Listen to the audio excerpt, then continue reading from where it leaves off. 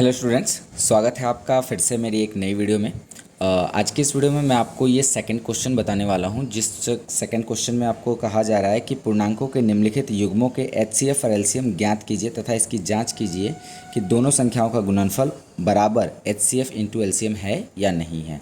मतलब यहाँ कहा जा रहा है कि आपको दो नंबर्स दिए जा रहे हैं, इन दोनों नंबर्स का क्या करना है, पहले एचसीएफ निकालना है फिर एलसीएम निकालना है एंड देन आफ्टर आपको जोड़ना ये दिखाना है कि जब हम इन दोनों नंबर्स को मल्टीप्लाई कर रहे हैं तो वो एलसीएम और एचसीएफ के मल्टीप्लाई के इक्वल आ रहा है या नहीं आ रहा है। चलिए ये कैसे होगा देखते हैं। तो सबसे पहले 26 और 91 आप प्रश्न को लिख लेंगे।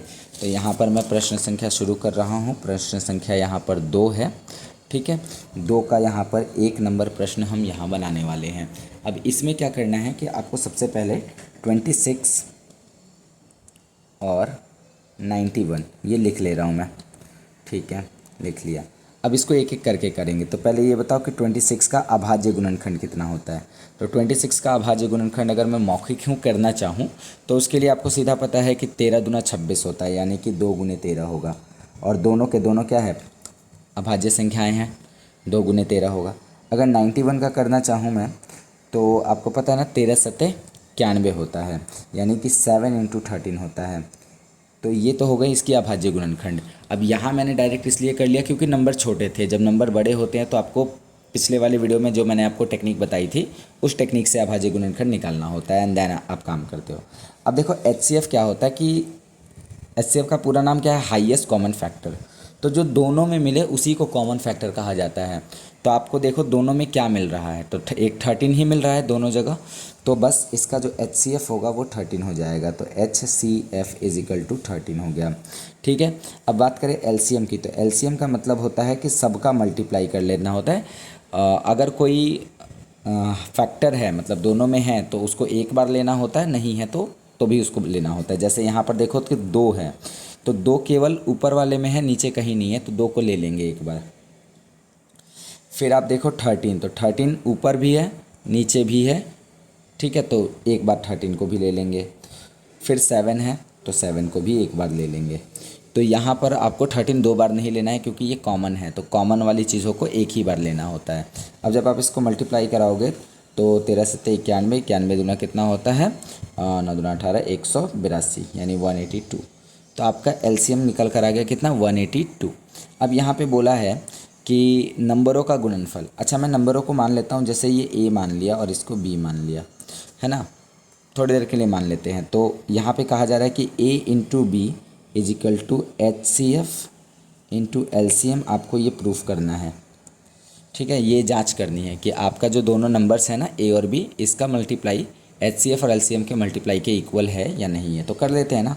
यहाँ पर हमारे पास कितना है, 26 है इंटू 91 है। इधर कितना है, तो इधर आप देखो तो 13 आया हुआ है और इधर 182 आया हुआ है, राइट। अब इसको या तो आप दोनों तरफ मल्टीप्लाई करो या दोनों तरफ सेम चीज़ ला दो तो भी आपका प्रूफ हो जाएगा। जैसे आप 91 में 26 से मल्टीप्लाई करो, जो आंसर आएगा वो लिख दो। फिर 182 में 13 का मल्टीप्लाई करो, जो आंसर आएगा लिख दो। अगर इक्वल है तो होगा, बट मैं ऐसा नहीं कर रहा। मैं यहाँ पे कर रहा हूँ 26 इंटू 91, ठीक है। यहाँ पे मैं कर दे रहा हूँ 13 इंटू, इसको मैं ना 2 इंटू 91 के फॉर्म में लिख रहा हूँ। इसको क्या लिख रहा हूँ, 2 इंटू 91। अब ये कहाँ से आया, तो 182 का ब्रेक है। 182 को हमने क्या लिखा, 2 इंटू 91। अब मैं इन दोनों को मल्टीप्लाई करा दे रहा हूँ। तो यहाँ पर देखो आप 26 इंटू 91, और यहाँ पर अगर मैं 13 और 2 को मल्टीप्लाई करा दूँ तो ये 26 इंटू 91 हो जाएगा। क्या ये दोनों इक्वल हैं? ओके, तो अगर इक्वल है तो हाँ, मल्टीप्लाई करने के बाद भी ये इक्वल ही आएंगे, तो ये प्रूफ हो गया, राइट। तो यहाँ पर हमने सिद्ध भी कर दिया ये बात। अब ज़रूरी नहीं है कि आप मल्टीप्लाई करो, अगर आपको करना है तो आप 26 और 91 का मल्टीप्लाई करो, इधर 182 और 13 का मल्टीप्लाई करके लिखो। बट मैंने थोड़ा सा यहाँ मल्टीप्लाई करने से बचा मैं, कि मुझे ज़्यादा मल्टीप्लाई ना करना पड़े, ज़्यादा कॉम्प्लेक्स ना हो। तो मैंने दिखा दिया कि हाँ इधर भी 26 है, इधर भी 26 इंटू 91 है।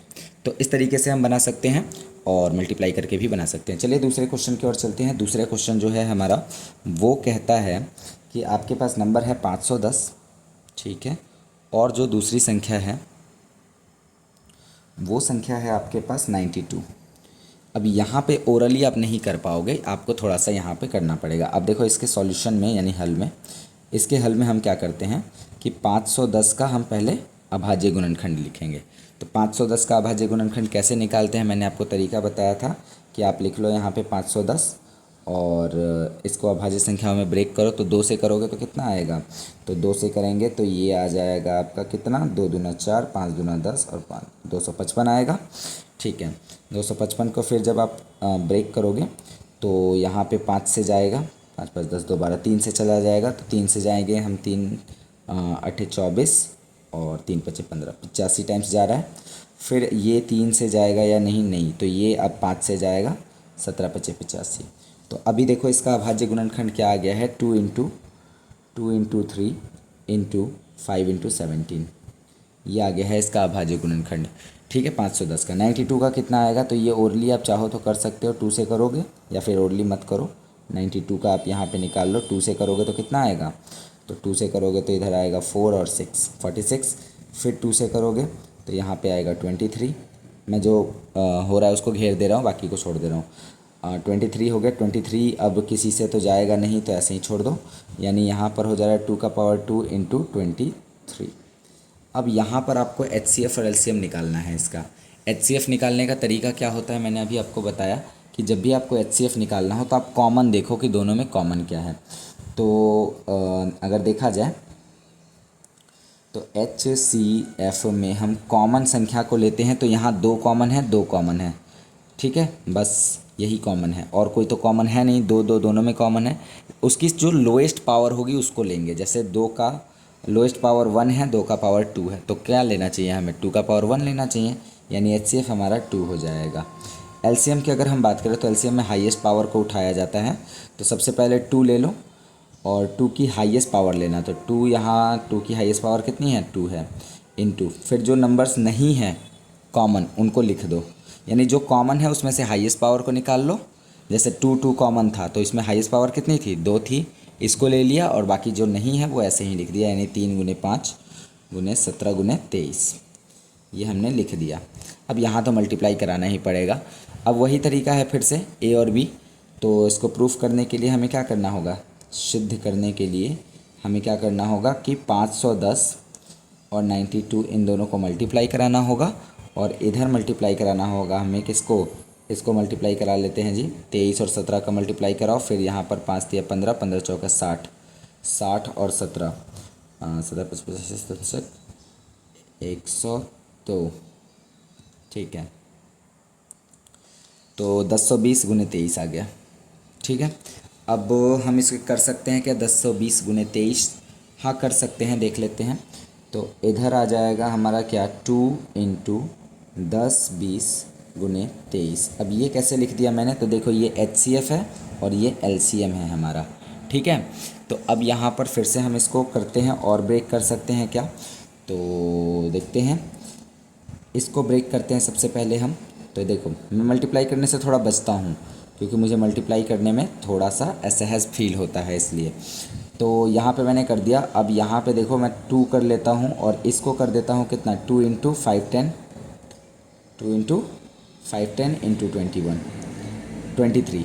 तो ये हो गया हमारा, मेरी कोशिश है 510 आ गई, 510 आ गया बस। तो हम क्या करेंगे, इधर 510 कर लेंगे, 92 है, और इधर देखो ये 4 का अगर मल्टीप्लाई हम इसके साथ करा दे, 2 2 ज़ा 4 का मल्टीप्लाई इसके साथ करा दे तो हमको मिल जाएगा 510 गुने 92। हाँ जी, ये दोनों क्या हैं, इक्वल हैं, इसलिए ये सिद्ध हो गया। तो आपको पहले क्या करना है कि LCM निकालना है, HCF निकालना है और उसके बाद ऐसे मल्टीप्लाई करके सिद्ध करना है। अब क्वेश्चन नंबर जो 3 है ये आप खुद बनाओगे और मुझे कमेंट करके बताएंगे कि आपने इस क्वेश्चन को सॉल्व किया या नहीं किया। क्वेश्चन नंबर 3 वैसे क्या है, 336, मैं यहाँ पे लिख दे रहा हूँ, 336 और 54, इन दो इसको करना है सॉल्व, तो आप खुद कर लो। ठीक है, तो उम्मीद करता हूँ कि ये क्लास आपको समझ में आई है। अभी मैंने आपको जो भी बातें बताई वो आपको अच्छे से समझ में आ गई हैं। अगर वीडियो पसंद आई हो तो वीडियो को लाइक ज़रूर करिएगा और चैनल पर नए हैं तो चैनल को सब्सक्राइब भी कर लीजिएगा। मिलता हूँ आपसे नेक्स्ट वीडियो में। Okay, bye.